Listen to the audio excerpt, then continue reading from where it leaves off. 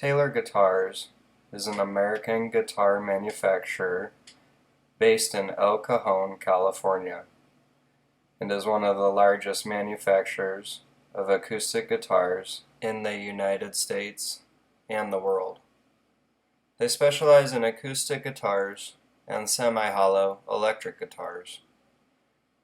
The company was founded in 1974 by Bob Taylor and Kurt Lustig. Taylor Guitars employs over 900 people and currently produces several hundred guitars per day in its state-of-the-art factory complexes in both El Cajon, California and Tecate, Baja California, Mexico.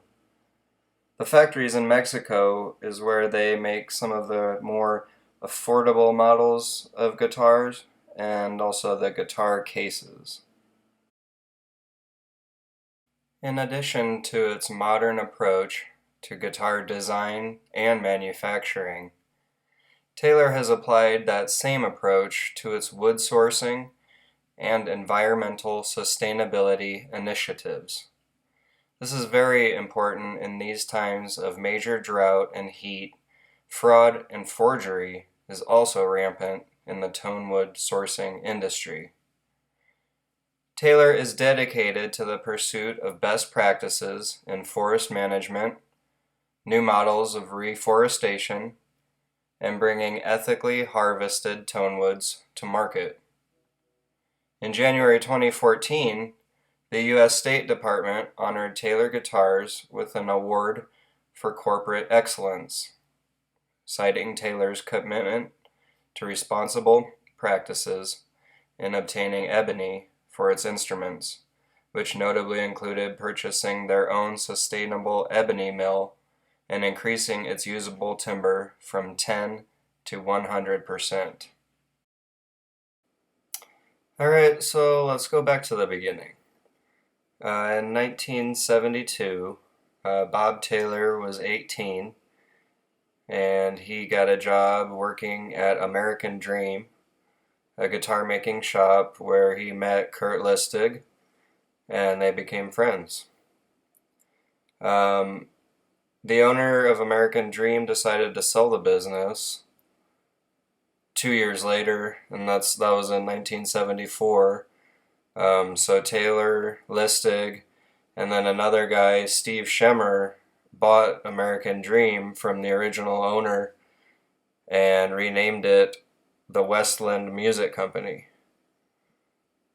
The only problem with that name was that it didn't exactly fit on the guitar's headstock. 3 long words like that.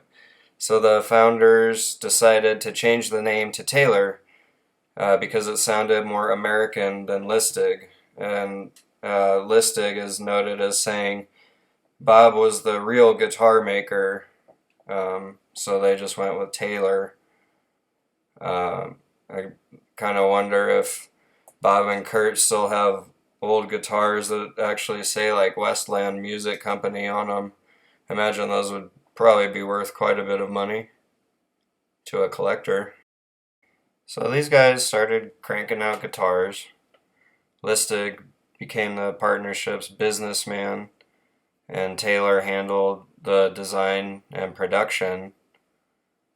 And so then basically like 2 years later, in 1976, the company decided to start selling the guitars through retail stores around the country, establishing personal relationships with local store owners that they still carry on today, which is so cool. I mean, that's like, 30, 40 years now.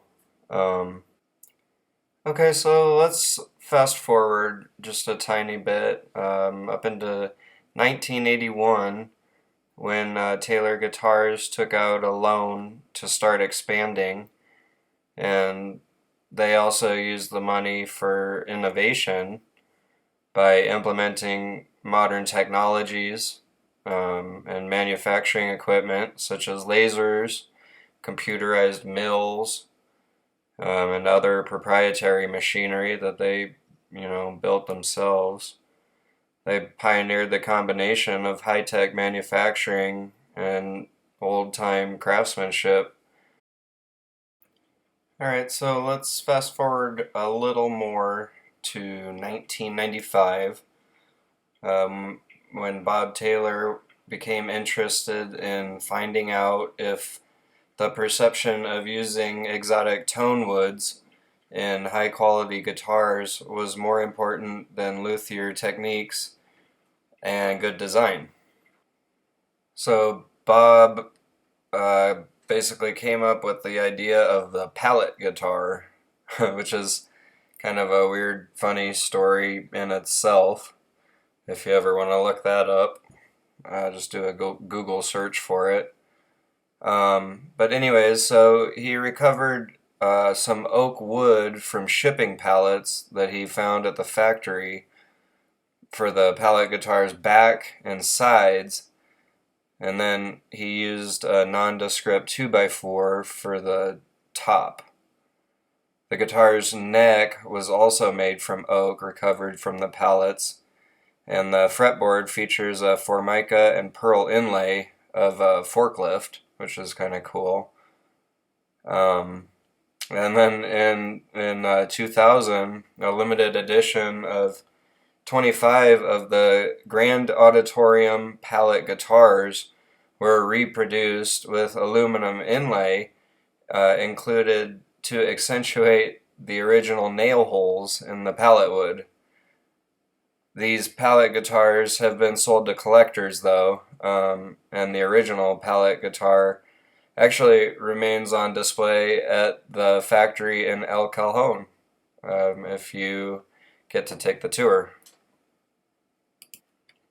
But anyways, so basically what ended up happening is Bob figured out that, the different tone woods do make a difference. I agree with him. And so that's kind of what they started implementing from then on. Let's jump ahead a little bit more to 1999, when Bob began making guitars with a patented bolt-on neck that they called the NT, or New Technology neck. It differs from other guitar necks by using one continuous piece of wood all the way to the 19th fret to support the fretboard. A more common kind of practice in guitar neck construction is to actually support the fretboard up to just the 14th fret, and then you glue the unsupported part to the soundboard itself. But the NT neck fits into a pocket on the top of the guitar body, achieving the desired angle with small shims. Prior to 1999, Taylor guitars had a simpler bolt-on neck design. Taylor uses their own pickup system, the Expression System, or ES, which consists of a humbucking induction pickup mounted in the neck and then a pair of dynamic soundboard transducers wired to a preamp. The entry-level 100 and 200 series uses an externally similar system, and it's just a single under-saddle pickup without the transducers. So it's just a little bit sort of less bang for the buck on the lower end guitars. The first generation ES system was introduced in 2004, and they included 3 knobs, the basic Taylor 3-knob system that we all know and love, the volume, tone, and blend.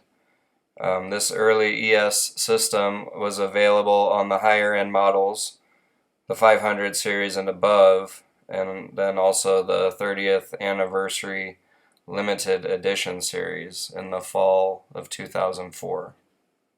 Starting around 2016, Taylor introduced V-bracing, which is kind of their newest innovation, and that's featured in several of their guitar models. The V-bracing is a little different than the standard X-bracing, and the man responsible who created that and a lot of the other designs recently at Taylor is the master guitar designer Andy Powers, and he joined up in 2011. But anyways, the new bracing profile is the result of his question to create more sustain and greater volume, which, they're two huge fundamentals that are kind of at odds with one another when it comes to the acoustic guitar. So this is kind of cool. Andy is sitting around one day just kind of chilling, watching the ocean.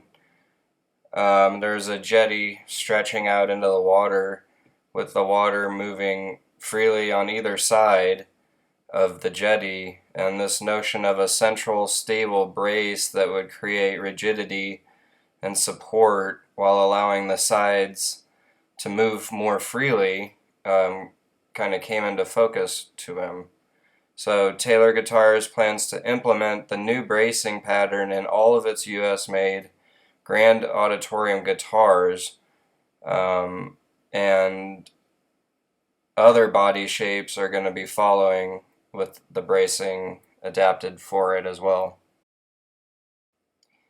Taylor's 145,000 square foot manufacturing facility is about 20 miles east of downtown San Diego in El Cajon. A free guided tour of the factory is open to the public. They would love for you to stop by Monday through Friday at 1 p.m. They're expanding into Europe as well. In early 2011, the company opened a Taylor distribution warehouse in the Netherlands to serve the European market. Some of the, amazing artists that Taylor has that use their guitars is Taylor Swift, Jason Mraz, Shawn Mendes, Zac Brown, Dave Matthews, my good buddy Marty Schwartz. Please check out his channel. He's got amazing lessons over at Marty Music. Jewel, Elise, Trouw, Ben Harper, Alan Jackson, America. Well, thank you very much for watching, guys. I really appreciate the support. I really love the Taylor guitars. They were my first higher end guitar starting around 6 years ago. And I just love, their warm, bright tones. I love the whole California vibe. I love their love of the planet and their sustainability practices. They're affordable. If you're on a budget, you can always find used ones that are pretty reasonable. And I just think they're a really great company. So, thanks for watching. I have a video demoing the 110 CE. I'll leave a link. And please be sure to check out some of my other videos. Thanks. Bye.